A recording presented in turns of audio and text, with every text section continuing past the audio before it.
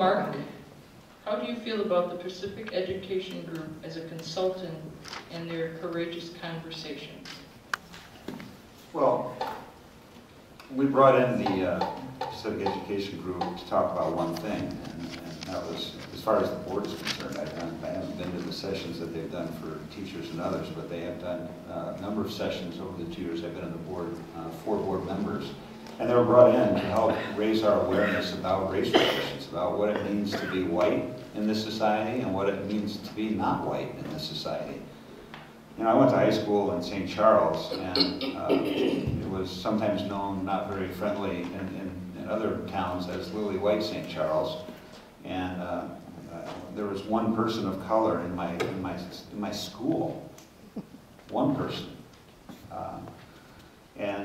I had a lot to learn, and this has been a personal journey for me that's been kind of eye-opening and exciting, and the work they've done, I think, has been terrific. They're very good at what they do. I think there's a lot of misunderstanding in the community about what it is they do. We didn't bring them in to solve all our problems. We brought them in to help us understand what it means to be white and not white in this town and in our society. And in that, I think they're doing a really good job. Thank you. Scott? Well, I will admit I am not thoroughly familiar with the Pacific Education Group. Moving forward, I would like to actually look into the work that they do, because I obviously, Evanston is a very diverse community. However, if the work that they're doing is not enhancing our educational, curriculum and instruction, or in any way it may be detracting from it, I'd look into that as well. But at this point, I refuse to comment on it further, because I just haven't done the research. Thank you. Jonathan?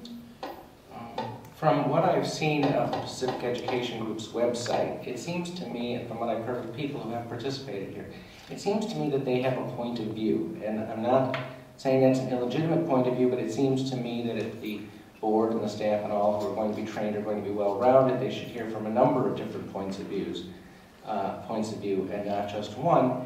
And I have to say, there are a lot of issues, a lot of problems, a lot of racial problems in Evanston, but I don't think a lack of sufficient attention to the issue of race is something that Evanston suffers from. Thank you. What did you say? I said I don't think that Evanston fails to pay enough attention to race. Jane? I keep following you, Jonathan. You set me up. Pacific Education Group has been a real asset, I think, to the equity work we've done. They have a perspective, but it's in a perspective that we need to be exposed to. And I think as a board and the staff who have worked with Pacific Education Group have grown enormously in our understanding of issues of race and culture. And I think at Evanston Township High School, although Evanston prides itself on being a diverse community, and a community where, we got lots of props from our position 40 years ago when we integrated deliberately and without court order. But we have been slow to continue our work. And I think the Pacific Education Group has really helped.